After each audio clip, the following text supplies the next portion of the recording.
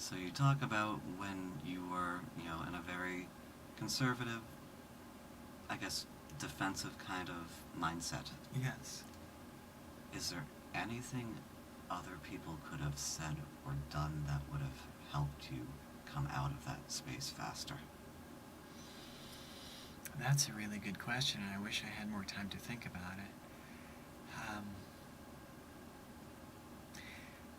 I don't know that I have an answer, but I do know that feeling safe and feeling cared for is something that just about everybody will benefit from. And that being around people that were loving and accepting of me, and including the people who have continued to be loving and accepting of me since I've come out, that's been not just powerful but vital. Nice. Love. Love is helpful.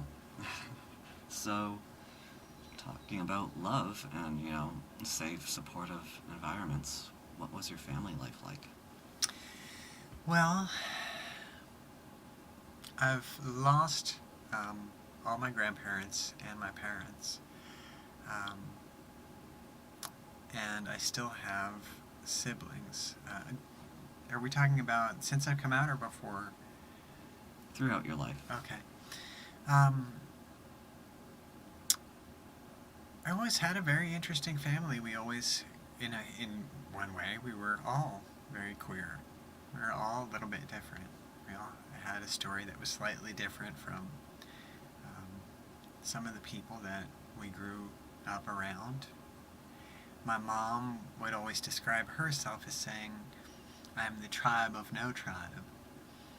And her friends were people that she met, I'm not going to say randomly, but incidentally.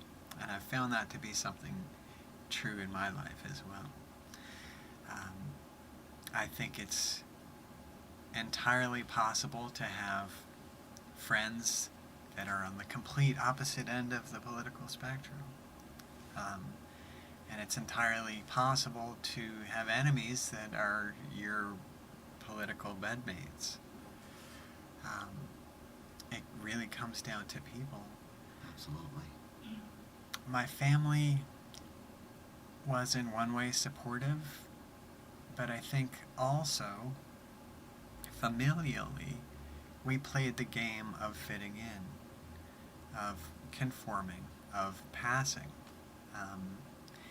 And my mom, as the child of immigrants, knew instinctively, without using the words that we use now, that passing is privilege, and that to pass is to have access to money, which is something that all mothers want for their children.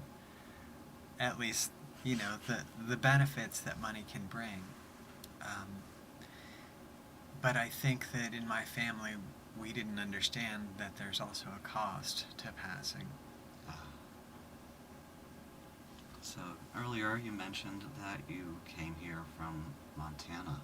Do you want to talk about the things that went around that choice? That's a good question. Let me start by saying that Montana's a beautiful place, and there's some wonderful people there.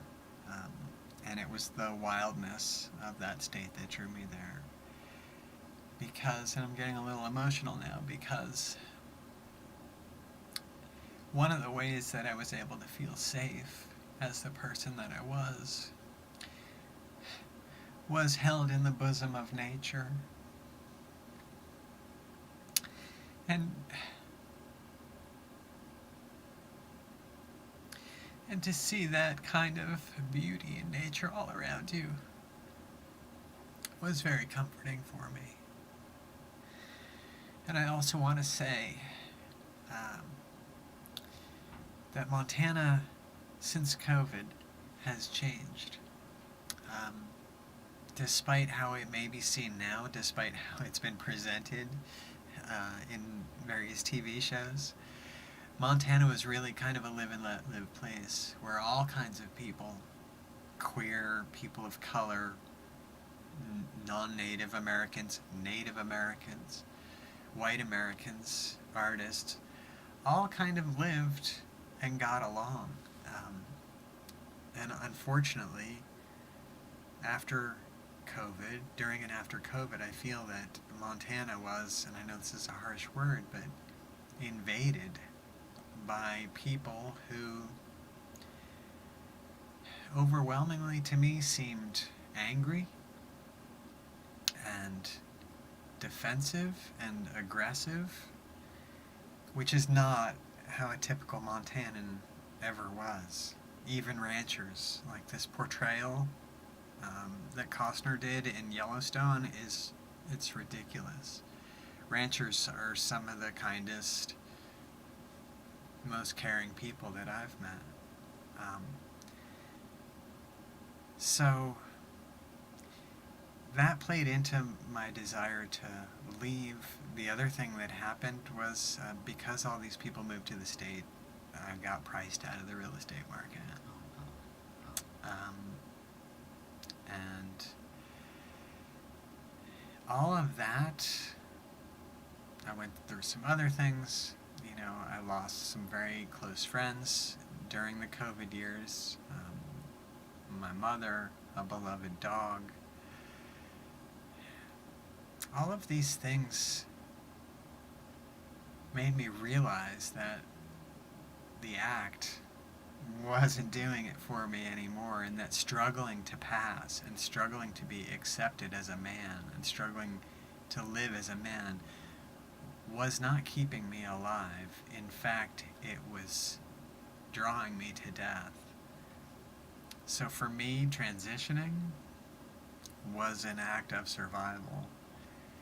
And I knew that not only was it not easy to do in Montana, but that what I wanted was the support of people. I wanted to contribute, I wanted to be part of, I wanted to have friends, I wanted to see and be seen. And while I still love nature, for the time being I've realized that I want to do that in a place where there are people, and in a place where I am safe and can get the care that I need.